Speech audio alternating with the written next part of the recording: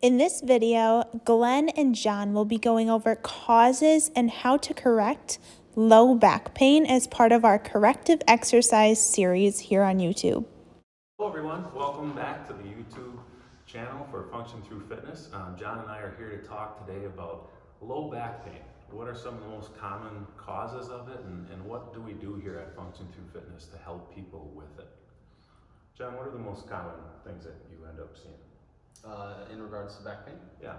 I would say usually people are going to have tight quads, hip flexors. They're going to be pulled into anterior orientation, and when that happens, the knees tend to lock out. You lose mobility in the ankles, and then that is causing that compression in your lower spine. So a couple things we can do to address that is to you want to stretch the quads, one, because they're tight, and then on the flip side, the hamstrings and glutes get elongated because your pelvis is being pulled forward, so the hamstrings are going to elongate. So we're trying to strengthen those muscles that are currently being elongated and stretch out the ones that are shortened. So some examples is like a glute bridge, hamstring curls, things like that. Okay.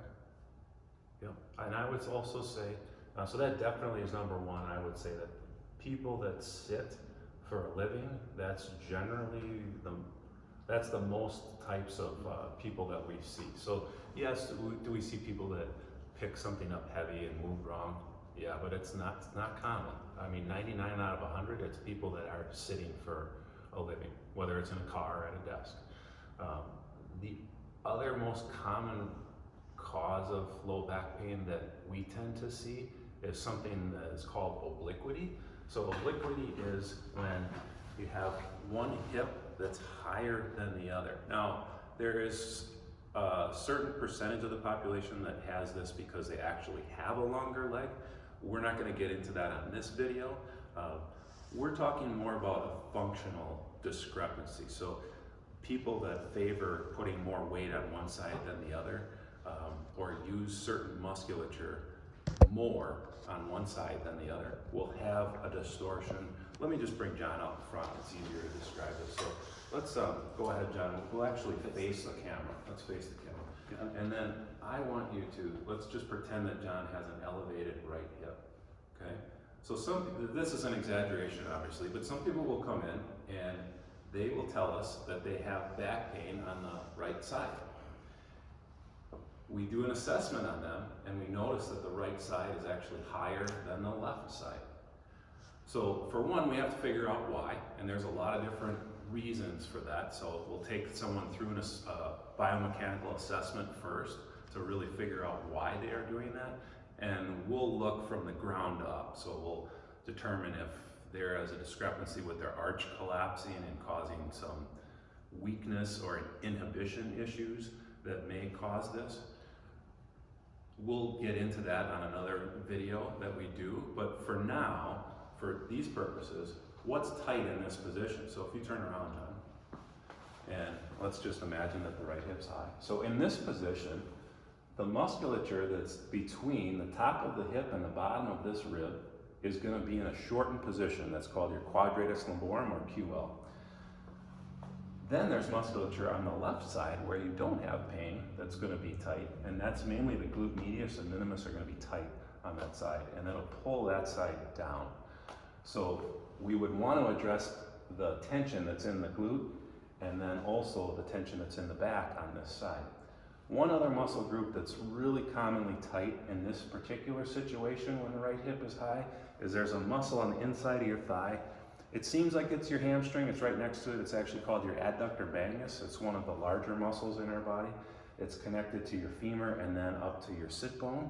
And when that's tight, it pulls your sit bone closer to the femur, or the upper leg bone. So when that happens and it pulls, so if your sit bone's here and it pulls it that way towards it, you're going to get this elevation. And so if we never address this muscle or this one, we're not going to get much success in releasing tension in the QL, if we don't address the other areas that are also tight. On the flip side of this, all of the muscles that need to bring this hip down are weak. So this glute medius and minimus are weak. Core is usually weak. This QL on this side is probably going to be a little bit over elongated or weak. So those are all things that we need to keep in mind when we're addressing this type of issue. We talked about a couple things that you could stretch or strengthen. Do you have examples of what people should implement on a Yeah, that would be daily great. basis? We'll go over some of the most common. There's a really long list of these things, but let's go over a few of the most common stretches. What would we do for someone normally with anterior pelvic tilt? So the first discrepancy we talked about. Gotcha. So anterior pelvic tilt, when both sides of the pelvis are rotated forward. We're just trying to do bilateral type of work. So if your pelvis is rotated forward, I'll just use myself as an example. If I have somebody whose pelvis is rotated forward like this, his low back's going to be jammed up. The main things that are going to be tight is hip flexor, psoas, and your quads here. And there's going to be a huge degree to lean forward as well, so then he's going to be all in the toes, which is going to get the calves too. Now, the muscles that are elongated are primarily glutes, hams. So as far as stretching goes, we are trying to stretch psoas, quads, calves, and we are trying to strengthen the flip side, the things on the back. So glutes and hamstrings. So if I had Glenn and he was my client, probably the first thing that I would have him do, or that I would teach him, is a table quad stretch. So what I would have you face the camera. Let's put the left leg on top of the bench, like so. So we're gonna stay up nice and tall. And what I want him to think of is that he's trying to activate this left cheek and get his pelvis to tip back this way without losing any height in the skeleton. So ideally, his hip bone and his knee are directly in line. I don't want it to sway out excessively this way. But it's a very common thing that I see. So in conjunction with the quad stretch, as far as the calf stretch goes, I would just find a wall or an angle iron, something where you can get your toes up and stretch it like so. But that's where I would start. And then, what are the strengthening things that we generally would do? So as far as strengthening goes, I'll get Glenn up there. I'm gonna have you start in a bridge position.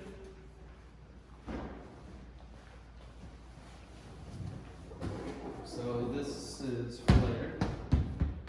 So first thing I would have him do is do just a standard glute bridge. So for feet, I'm looking for hips width apart.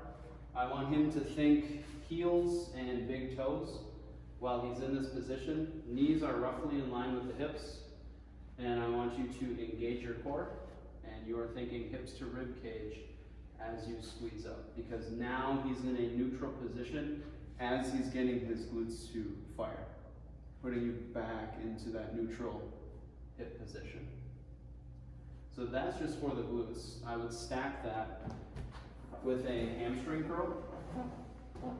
So as far as the hamstring curl goes, I want him to focus on digging the heels into the ball. And all he's doing is elevating his hips a couple inches, bringing the heels to the butt, and then controlling that extension after that, keeping soft knees. Perfect. So now we address glutes, hamstrings, and we also have to get core. So as far as core goes, we can get pretty funky, but as far as the video purposes go, we are going to keep it relatively simple. So I would have them flip over here and do a low plank. So low plank, what I'm looking for there is shoulders above the elbows. You can start on your knees if extending the legs would be too much.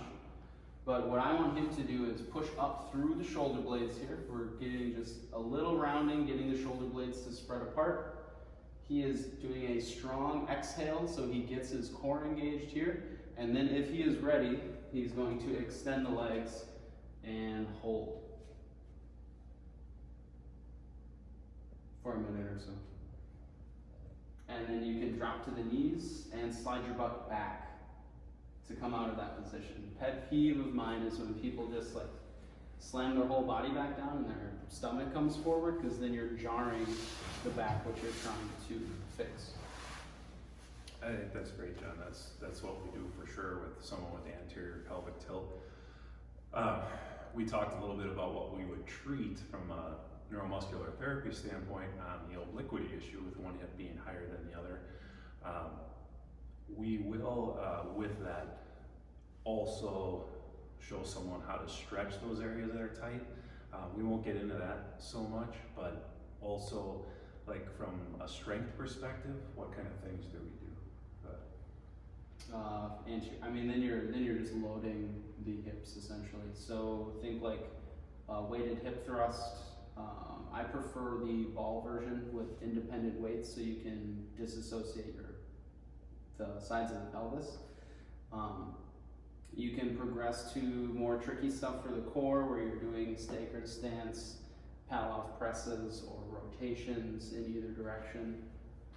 And then I would say on that side that's higher, anytime we do any type of balance activity, we're going to strengthen the muscle groups of the hip that help to stabilize the hip and the knee, being glute medius and minimus. So single leg squat would be one.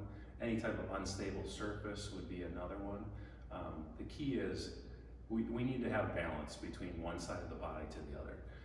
When we're not in balance, we run into problems in terms of that back pain issue. So the pain isn't always the cause of the pain isn't always where you feel it.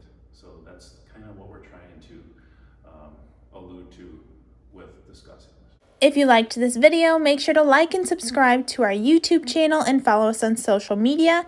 You can also check out our website. All links to our social media and our website are in the description box.